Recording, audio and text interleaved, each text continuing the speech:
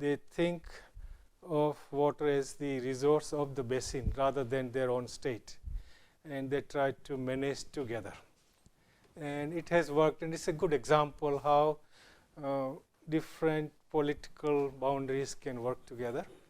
So in 1995, it was decided to cap water abstraction from the river, and no more extra water.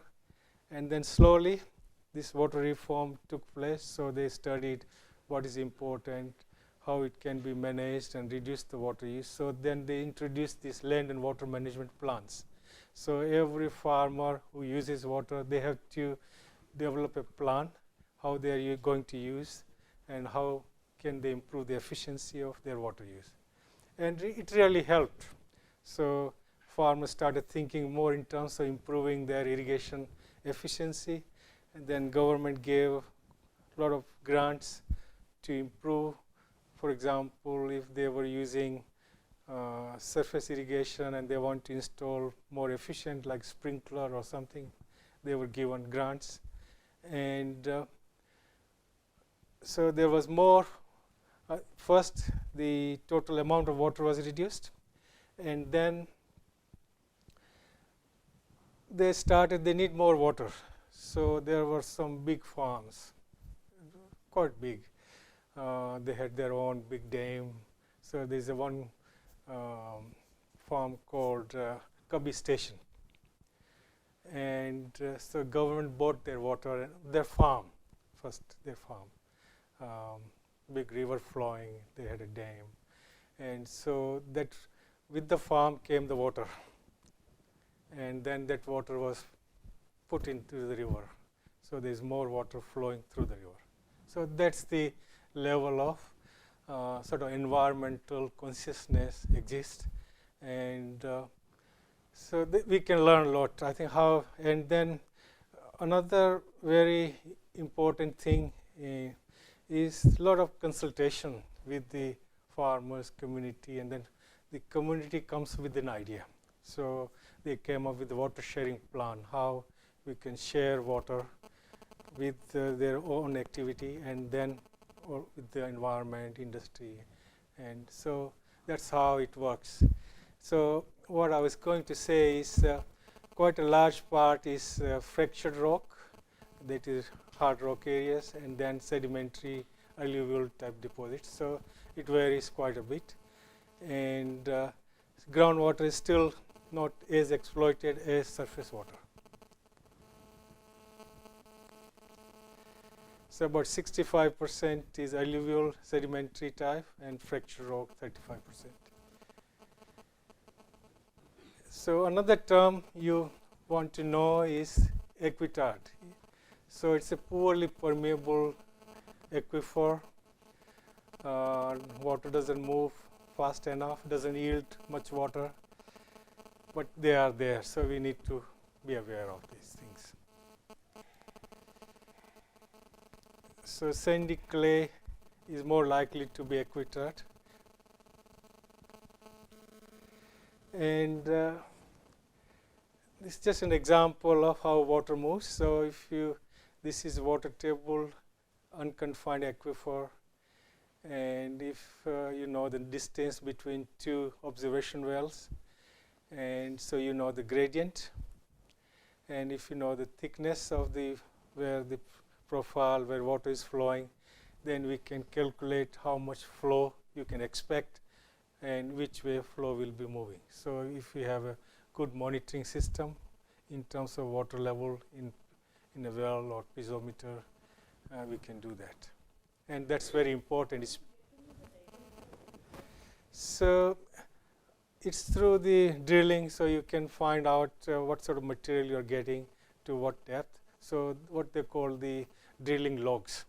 And so it's more ideal situation. So sometimes you don't find totally impermeable. There might be a little bit leakage, but that's how. So especially when you talk about nature, you don't find the perfect. We try to simplify that, okay, this is how it will be.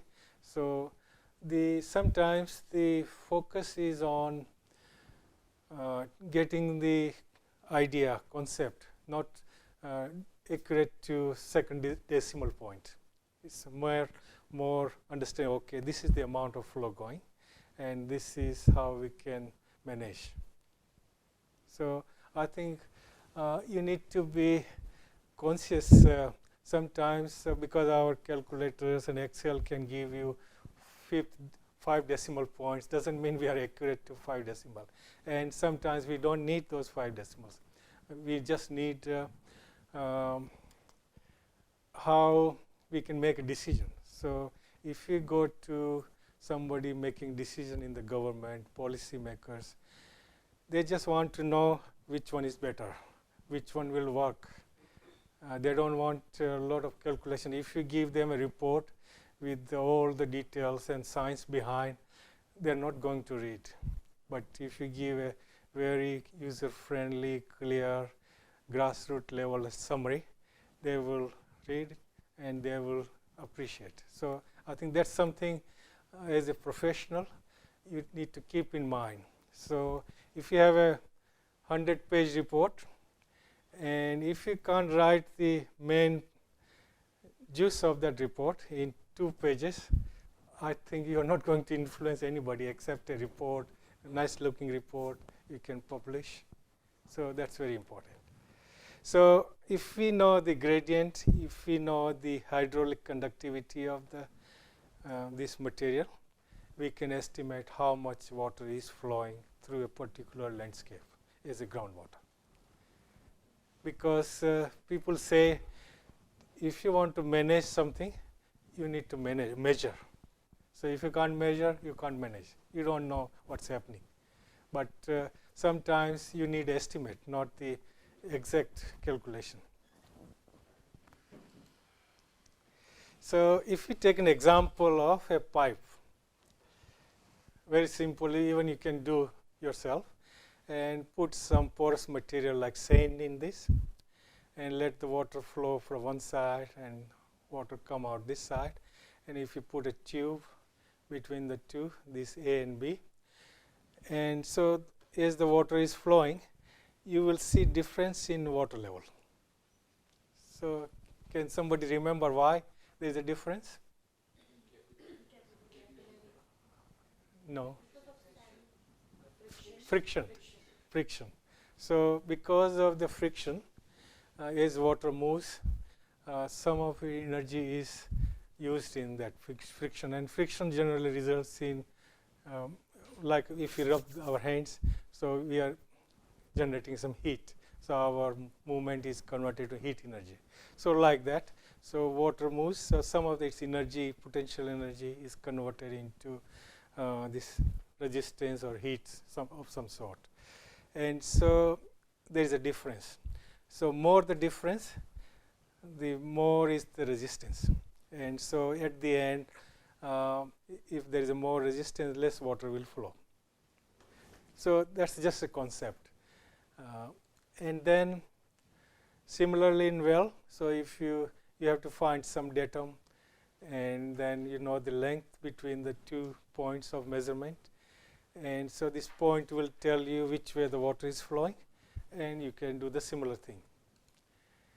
And so there is a formula. So hydraulic gradient is change in head divided by length. It's like a slope. So if you want to measure a slope of a land surface, you find the difference in levels. Okay. And so there is a law. It's called Darcy's law. So he was a French scientist long time ago, and he did a simple experiment designing canals and so on, and he found that the velocity of flow is equal to some constant and multiplied by hydraulic gradient, and that constant is called hydraulic conductivity. So if we know the constant which we can measure or estimate, and then you know the velocity. So it's very similar to, say, if you want to measure flow in a channel. same sort of concept. So you need the hydraulic gradient and you need the resistance, Manning's, and anyone heard of Manning's equation? Yeah. So it's very similar. Instead of conductivity, we use the resistance. So once you know the velocity, and if you multiply that velocity by the cross-sectional area, that gives you the flow. So flow could be in liters per second or cubic meter per second, like that. So flow rate. So this is another example of how you can do something in the laboratory. Same soil, water coming out, and then we know the head.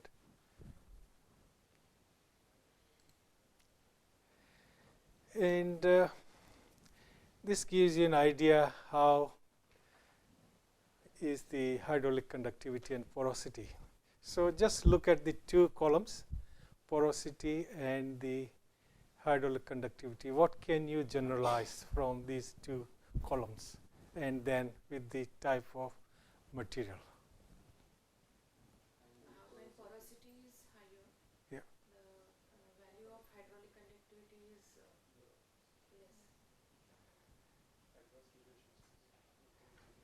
Not always. So, but what it shows is that's right. How well connected are the pores? And so clay is very porous, can be anything from 40 to 60% pore space, but the conductivity is very low. And then if you come to, say, gravel, if you have gravel or sand and gravel, their conductivity will be quite high. So if you have aquifer like that, you have very fast moving water, so you can put a bigger pump and it still will keep pumping.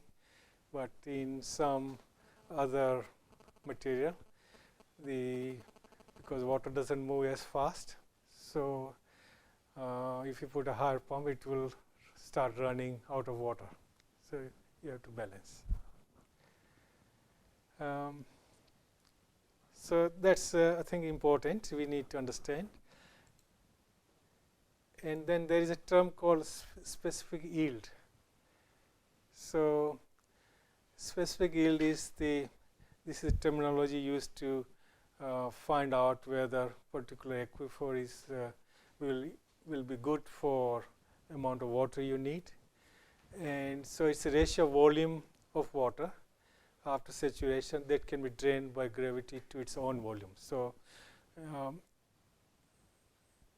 so you have, say, 1 cubic meter of aquifer material, and out of that aquifer material, how much can you drain water out? If all the pores are filled with water, how much is the percentage you can take out? So if you have a hard rock area, 1 cubic meter. If you have alluvial, 1 cubic meter. And so which one will have a higher specific yield? Rock? Everybody agrees? No? Who doesn't agree? Okay. So hard rock will have a low specific yield because the storage is less. Alluvial or other deposits will have more. So we are working in Gujarat and Rajasthan, and the specific yield we find is about 5%. So out of 1 cubic meter or 1,000 liter of this 1,000 liters of rock material, you get only 5 liter. Sorry, I'm wrong way. So if you have 100 cubic meter of rock material, you get 5 cubic meter of water. So very low. Whereas alluvial, it could be 30, 40, and so on. So how much water is there compared to the total volume which can be drained. On the other hand, the clay type aquifer material will have a high volume of water, but it doesn't drain. So we need to be things that can come out. So that's the difference. You can have more water, but if it doesn't come out, then it is not really available groundwater. And so this gives you some idea about the specific yield.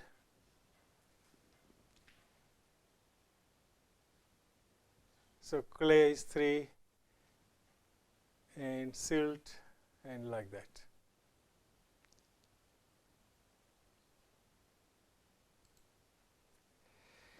And then when you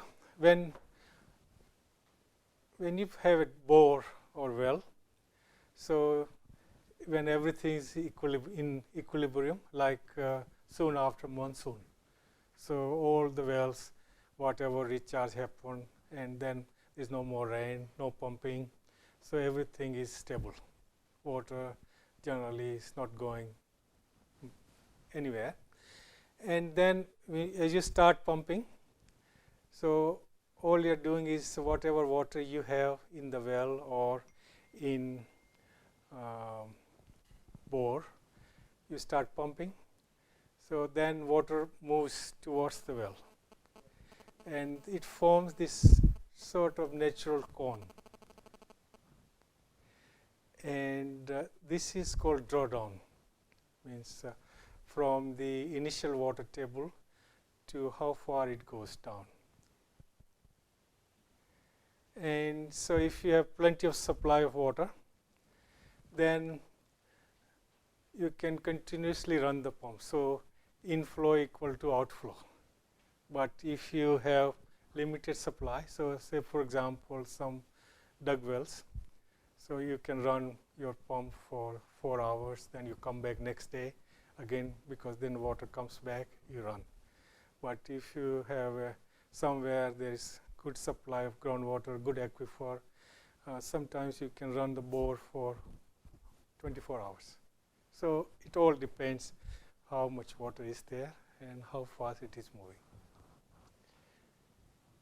And then you see, so this is how it forms. So if you're pumping all around, water comes and it forms this sort of funnel. So this is called cone of depression. And that's a drawdown.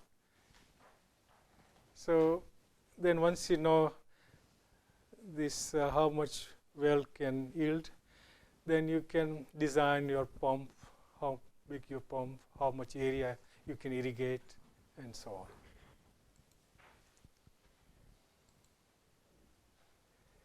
on. And if you take a well, so what you have is a bore with a casing, and then pump, and you take water out. And if it is a good aquifer, you are successful. If not, you run out of water, especially in summer.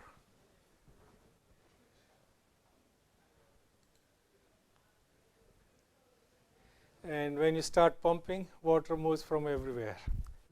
So it's a gradient based. So wherever there is a difference in level and there is a flow path, then it tries to move towards where there is a depression in the gradient. So it's like air, for example, the pressure changes in the atmosphere, then you have air moving, and sometimes if pressure is too low, you could have cyclone and like that. So similar sort of idea.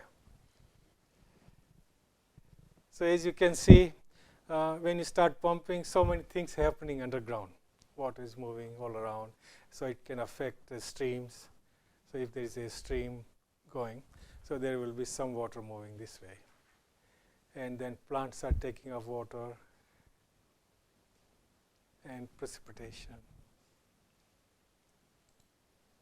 So this is all about groundwater. So what I want to do now is talk about use of groundwater. So irrigation, and it can be in urban areas, it can be in rural areas, and of course in between, peri-urban. So anyone can define what is irrigation?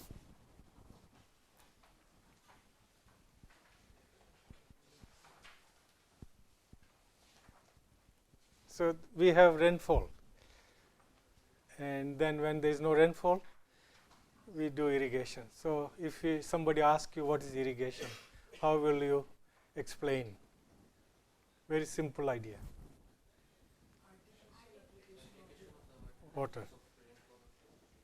So artificial application. So when the rainfall is not sufficient or moisture in the soil is not sufficient, you apply. And so the idea is to meet the crop water demand. And so if we can have adequate supply of water in the root zone, that's where our crop production is. So it can be in rural areas or in urban areas. The concept is same. It's basically you are meeting the demand of plant, water demand. So whether you grow in say 5 hectare or 1 hectare or in a pot, small pot, same concept, because all you're trying to do is apply water to meet the demand. So we talked about this, and so whether it's a big irrigation area or small pot, same concept. So irrigation around the world. So what can we learn from this map?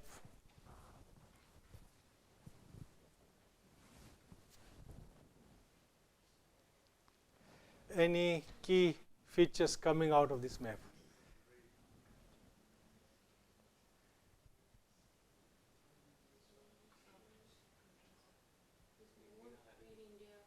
More in India, that's right. So India, we have quite a large area under irrigation. Yeah. And so, and then if you go this area, Australia, very little irrigation. There's nothing much, only around here, little bit here. Now there's some irrigation around here. This may be a bit old, but some irrigation around here, but that's all. Australia is more dry land. So what they do is conserve the moisture in the soil profile during rain, nothing there, and then use that moisture to grow wheat or some other crop. Come to Africa, again, little bit irrigation, but very dry or not much irrigation. And then you have some here, US, all this part irrigation, and then South America. So a lot of land around the world, more land in not irrigated or dry land agriculture. But India, irrigation is very important.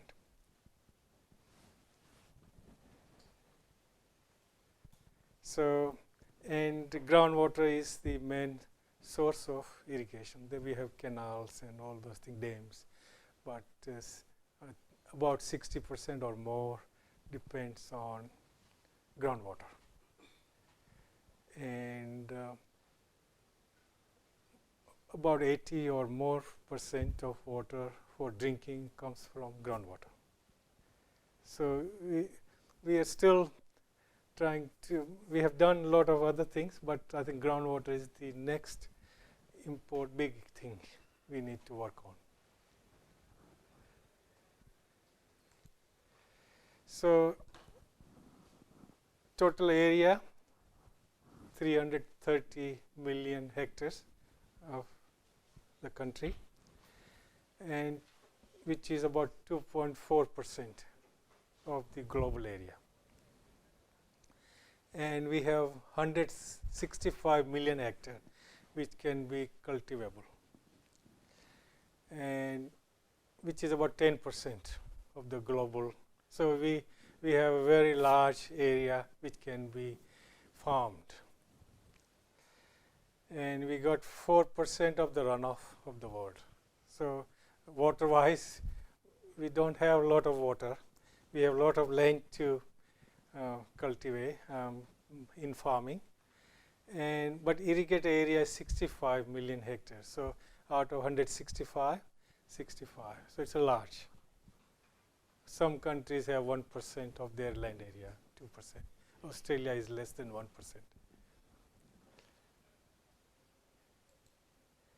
So when we talk about the rural irrigation, surface, sprinkler, and trickle, also called micro irrigation. So surface, you're trying to apply water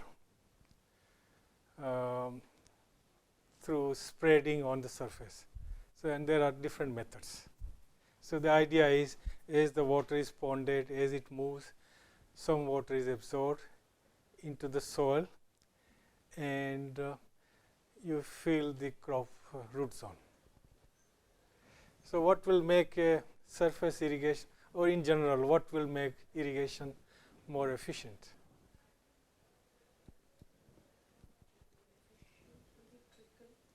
No. So what is the main, if you want to use water efficiently, what do you need to do? What do you need to achieve? More infiltration, no.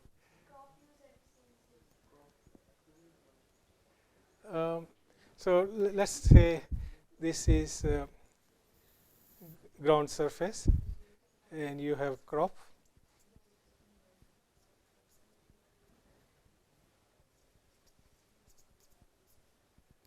So this is called root zone.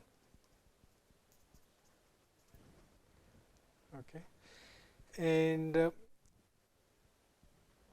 so you apply water.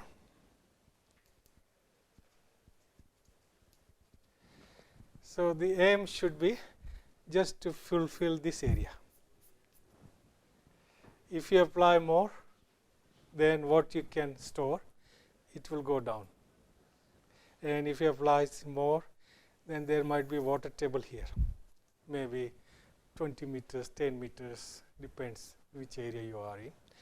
And what happens if you keep applying more water than we need? What will happen? Sorry? Losses will be more, definitely. What will happen to the water table? So it will keep coming up.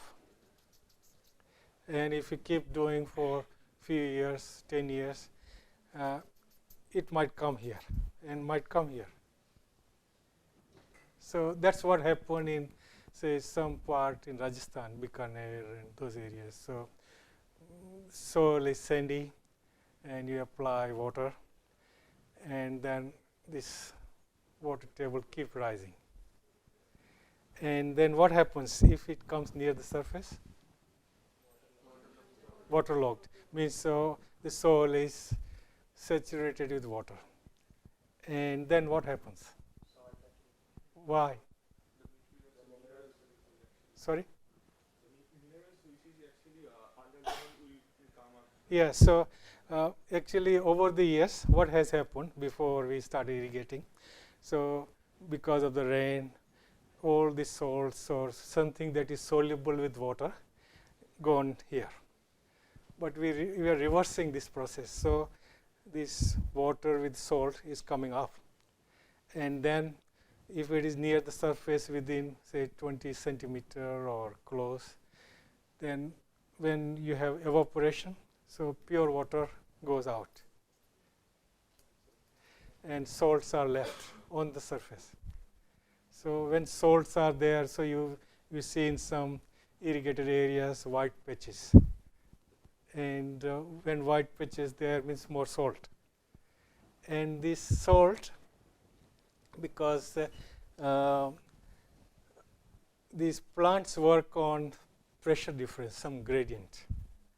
So with the salt, the difference between what's the pressure in the plant and what's the in the soil is reduced.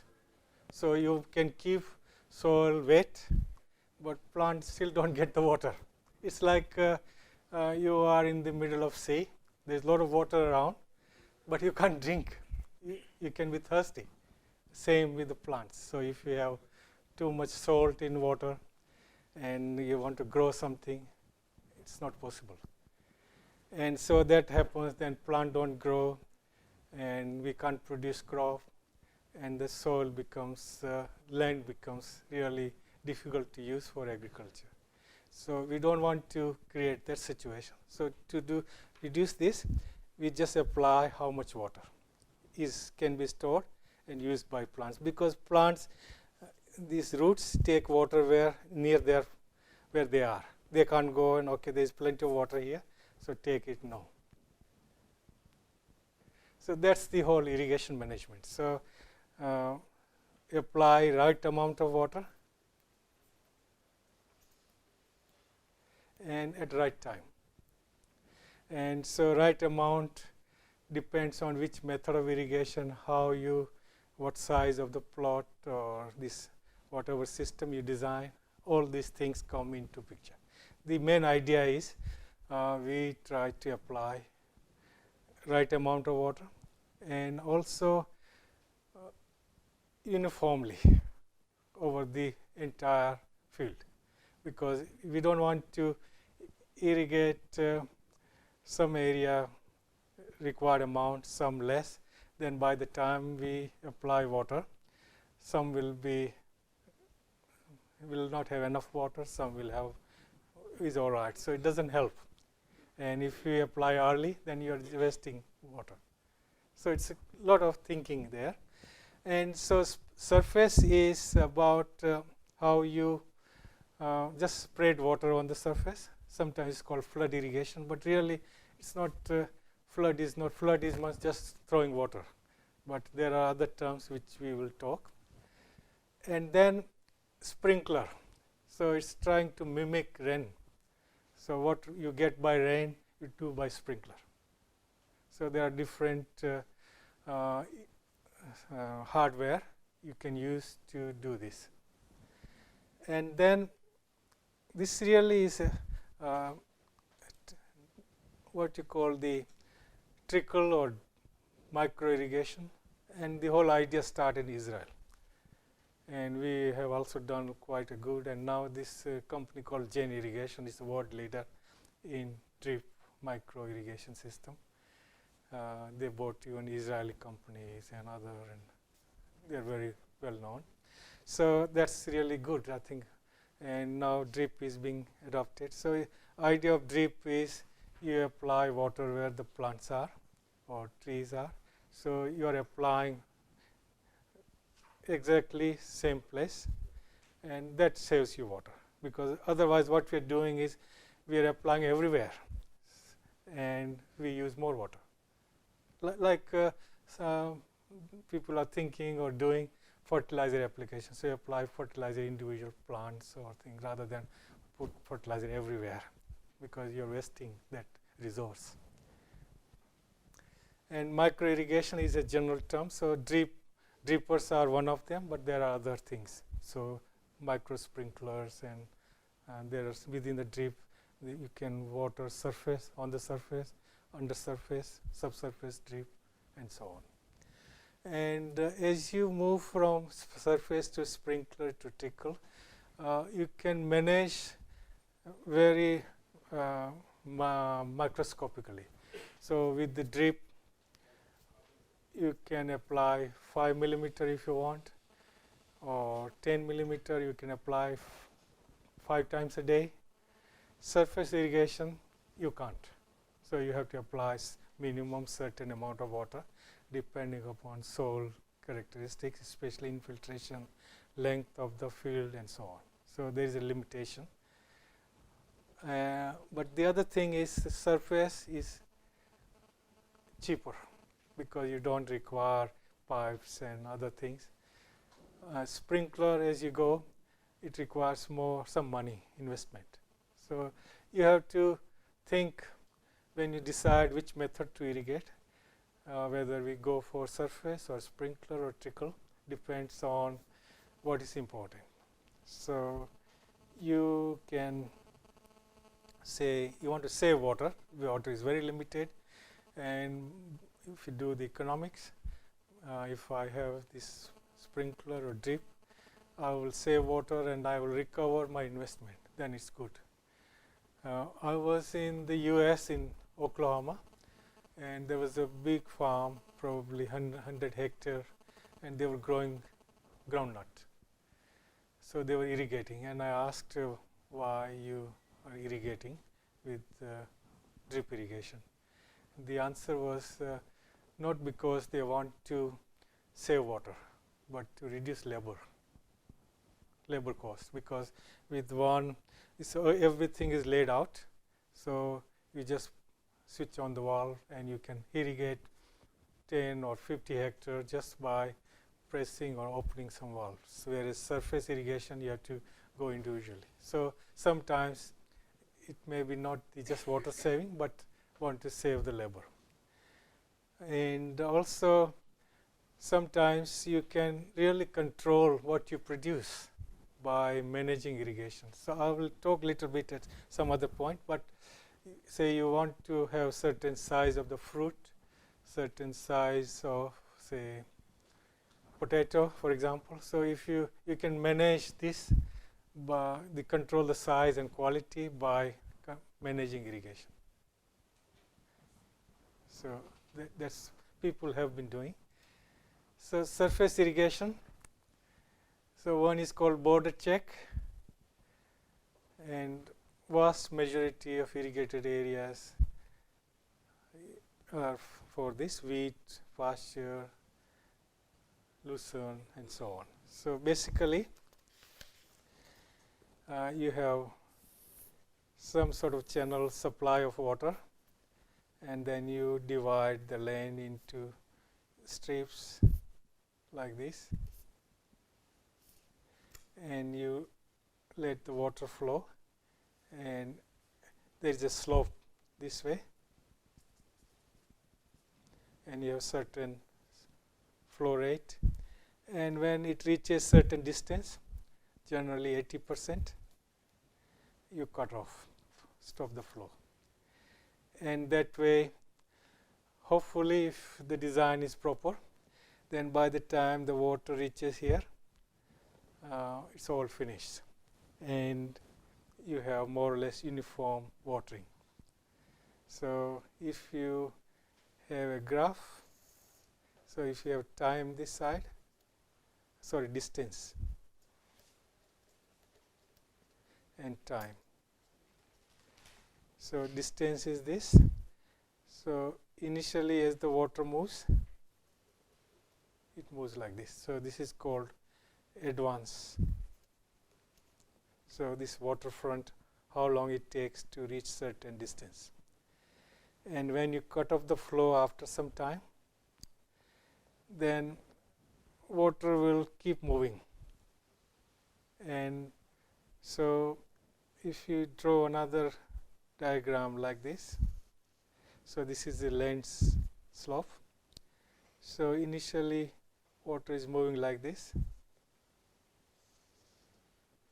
and so on. It's keep moving. So if when you stop the flow at certain point, then it starts receding. So like this, and so on. So when you start this receding, then you have some other curve called recession.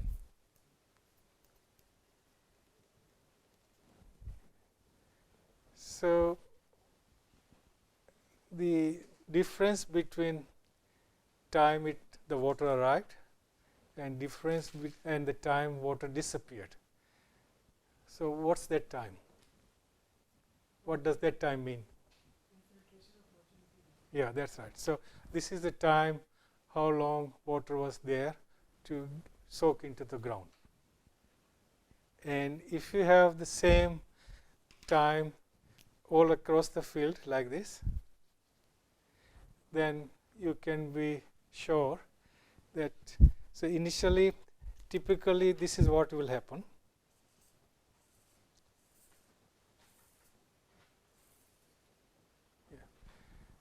So this is the amount of wetting or how much water has gone into the soil, and ideally we would like to have like this. So same watering to all the plants is equity, and so that depends on how long is this, how much is the flow rate, when do you cut off. And so if we can maintain this same difference all along the field, you can be more or less confident that you have watered uniformly. And then there could be some extra flow out depending whether you have blocked this or not blocked, and whether you can reuse this water somewhere else. So the idea is to get this curve similar, and if we can achieve that, then we got good efficiency. Now with the surface irrigation, no matter what you do, the efficiency is, it varies, but say 40 to 60%.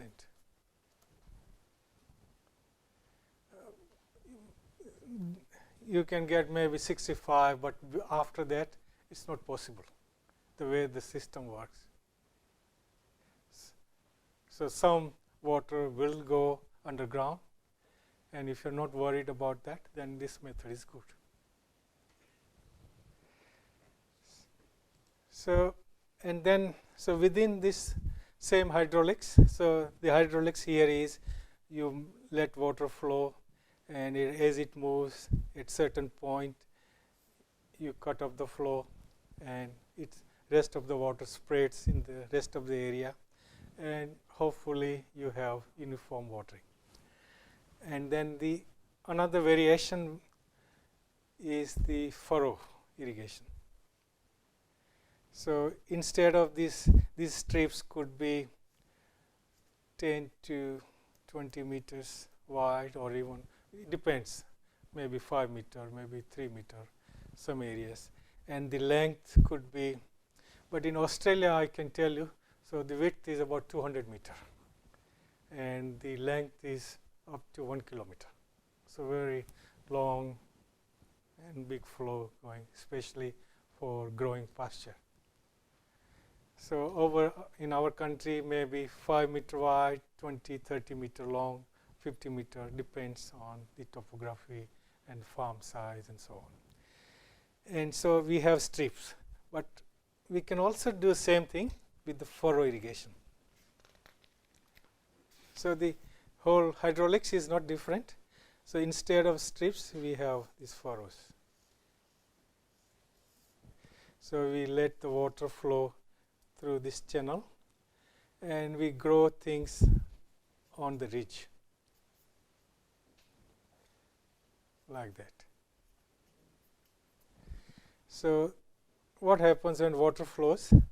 So hopefully some amount of water will come this way, and through capillary and so on, this plant is supplied with water.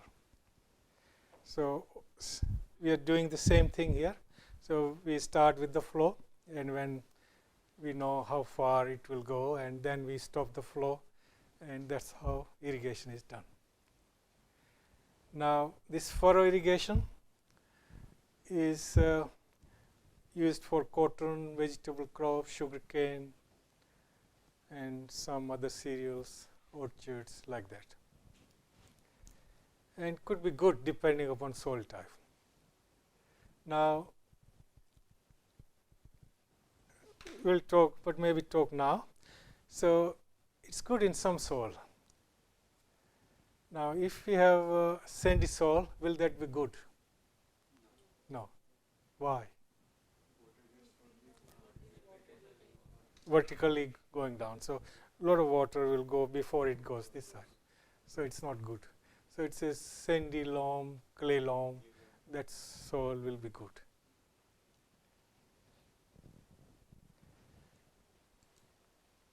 And then basin irrigation. So border, furrow, and basin.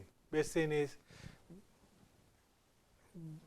large area, you pond water in a short time, and so you have a flooding, and it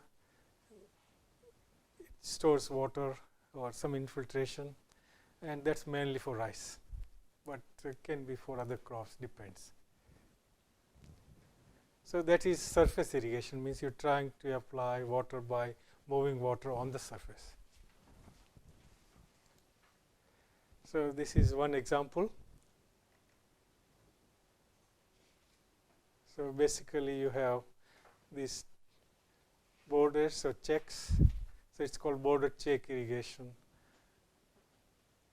And then it could be, if your topography is undulating, then you can have contour, border checks, like that. So these are different variations, but basically same thing. And another important thing is the leveling. So if you have leveled area, leveled field, you will get more uniform watering. But if you're undulating, then you will have losses. Some places will be more water, less water, and it really can improve. So I had one PhD student from Iran, and he, after he finished his PhD, went back to his country, and his experiment, his study was about surface irrigation modeling. But what he used for his experiment, he did some leveling, and he really got the idea, okay, this is really good. So he went to his country, and then he started laser leveling, and he did thousands of hectares of laser leveling. So his government agreed, and then he helped to manufacture laser equipment. And according to him, he got a national prize for doing this, UNESCO and others. And just a little thing, but made a big difference. So water productivity increased by about more than 25% where they were using. So even small thing, but can change. So if you are undulating, then you follow the contour, and so you need some slope, and still can do surface irrigation. And this is furrow. So basically you have a channel and then bed, and so you let the water flow along this channel, and so when water is flowing, you get water to the root zone. So plants which don't like too much water for few hours or even more, then this method is good because you're planting on the ridge, so you're just getting enough water. It's not waterlogged. So this is another example of furrow irrigation. And it's again in Australia. So if you have a canal, you can use these siphons. So you don't require a pump. So there's a particular technique. So you fill these pipes with water, and it requires a bit of practice. But once you know how to do it, just hold and shake, and eventually water comes from one side to another side, and you get irrigation.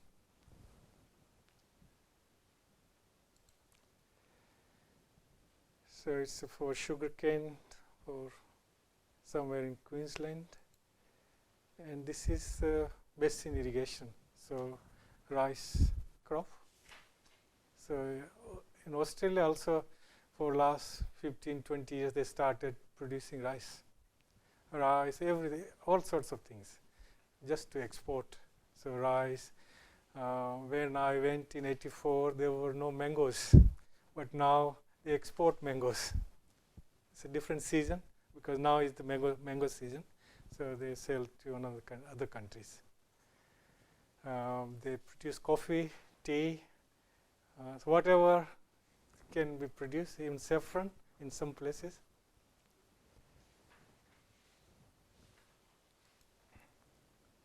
So sprinklers can be linear move, center pivot, traveling irrigators, solid set. So these are different types. Basically, they sprinkle water from certain height and trying to do the rain effect. So vegetables, high value crops. So you need to justify the cost, and so it depends on whether water is very valuable and you want to use more effectively or for some other reason, but generally like this. So this is a linear move.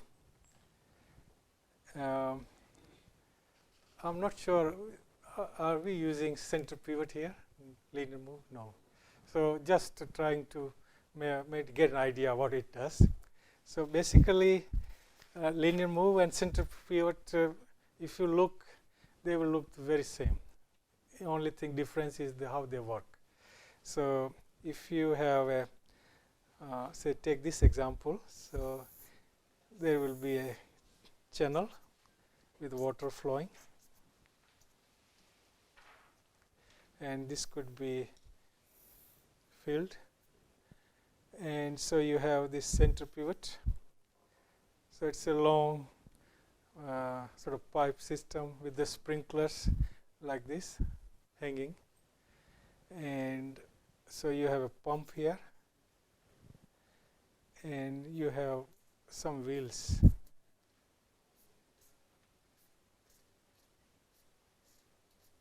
like this. So you're moving this. So these wheels are moving, and so as you move the whole system, you get irrigation. So the whole thing could be more than half a kilometer long, and so if you have a large land area, this is good. You can irrigate. So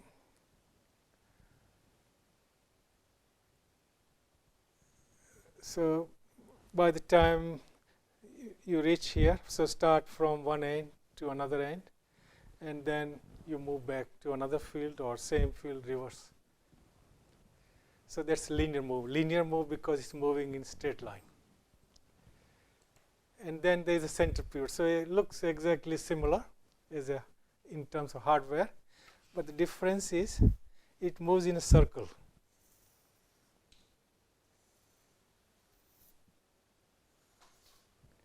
So it's somewhere in the center here, and that's where the water supply is. So you have sprinklers and some wheels. So water, either there's a bore here or somehow you get the water there. And then you move in circles. So there's a driving mechanism. So it goes in circle. And again, so it could irrigate 20 to 30 hectare area. And if you design properly, so you start, say 10th of December, you start, and by the time you come back, maybe 17th or 18th of December, time to irrigate again. So it moves slowly and keep going round and round. So it's a center pivot. Because it's pivoted at the center, moves in circle. So it's a very much popular in the US, and in Australia also it's becoming quite common. So how do we control how much water we apply with this sort of system or linear move? Well, how will you do that?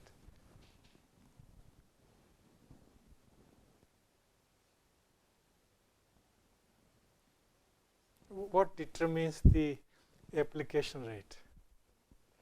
One is you change the flow. What other thing can you do? If we can't change the flow, what can we do? Say, if we are moving faster, then you will apply less water. If you are moving slower, you apply more water. So by changing the speed, you can change how much water you apply. So center pivot is good if you have large land area, flat, and you can achieve up to 80–85% water efficiency, water use efficiency, water application efficiency. For central pivoting system, it would be better because we have the fields also something like circular which will be efficient to Yeah. the corner areas. There will be a corner area won't be used. But if you have a large area and you want to use that water, it's quite useful and works very well. So some left area you do something else. So we probably have a break now.